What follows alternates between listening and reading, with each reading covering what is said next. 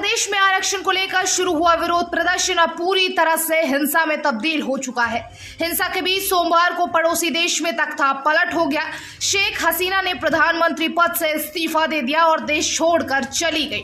उनके इस्तीफे के बाद बांग्लादेश सेना के प्रमुख जनरल वकार उज्जमान ने प्रेस कॉन्फ्रेंस की। सेना प्रमुख ने कहा कि पीएम शेख हसीना के इस्तीफा के बाद अब हम शासन करेंगे, अंतरिम सरकार का गठन करके देश चलाएंगे। हमारे देश का नुकसान हो रहा है, संपत्ति का नुकसान हो रहा है, मुझे दायित्व दीजिए, मैं संभाल लूंगा। जनरल वकार उज्जमान ने कहा कि आपकी जो मांग है उसे हम पूरा करेंगे, देश में शांति वापस लाएंगे, हम इस देश को अंतरिम सरकार से चलाएंगे। उन्होंने प्रदर्शनकारियों से कहा, तोड़फोड़, आगजनी, मारपीट से दूर रहिए। आप लोग हमारे साथ मिलकर चलेंगे तो हालत सुधारेंगे।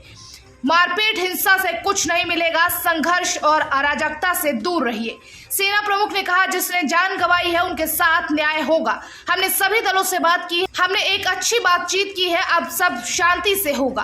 ढाका ट्रिब्यून की रिपोर्ट के मुताबिक शेख हसीना के देश छोड़ने के बाद प्रदर्शनकारियों ने अवामी लीग चीफ शेख हसीना के दफ्तर को भी आग के हवाले कर दिया। इसके बाद प्रदर्शनकारी पीएम आवास में घुस आए। इस बीच सरकार ने हिंसा पर काबू पाने के लिए देश भर में कर्फ्यू लगा दिया है। स्कूल, कॉलेजों और मार्केट में 3 दिन की छुट्टी का ऐलान कर दिया गया है। हिंसा को देखते हुए कई ट्रेनों का ऑपरेशन अगले आदेश तक रोक दिया गया है। कपड़ा फैक्ट्रियों में भी ताला लग गया है। पुलिस ने लोगों को जहां तक हो सके घरों में रहने को कहा है। बीबीसी की रिपोर्ट के मुताबिक सोमवार को सुबह 11 बजे देश में इंटरनेट पूरी तरह से बंद कर दिया गया था। हालांकि कुछ देर बाद इंटरनेट चालू कर दिया गया। ढाका से मिली खबरों के अनुसार रविवार को बांग्लादेश के भिन्न हिस्सों में सुरक्षा बलों के जवानों और सरकार विरोधी प्रदर्शनकारियों के बीच भीषण झड़पों में 14 पुलिसकर्मियों सहित कम से कम 90 लोगों ने अपनी जान गंवा दी है। प्रदर्शनकारी प्रधानमंत्री शेख हसीना के इस्तीफे की मांग कर रहे थे। बांग्लादेश में आरक्षण के मुद्दे को लेकर कई बार हिंसा भड़क उठी है। यह विरोध प्रदर्शन देश के सिविल सेवा नौकरियों के लिए कोटा प्रणाली में सुधार की मांग को लेकर है, जो विशिष्ट समूहों के लिए पद और आरक्षित करता है, जिसमें पाकिस्तान के खिलाफ 1971 के स्वतंत्रता संग्राम में भाग लेने वालों के वंशज भी शामिल है।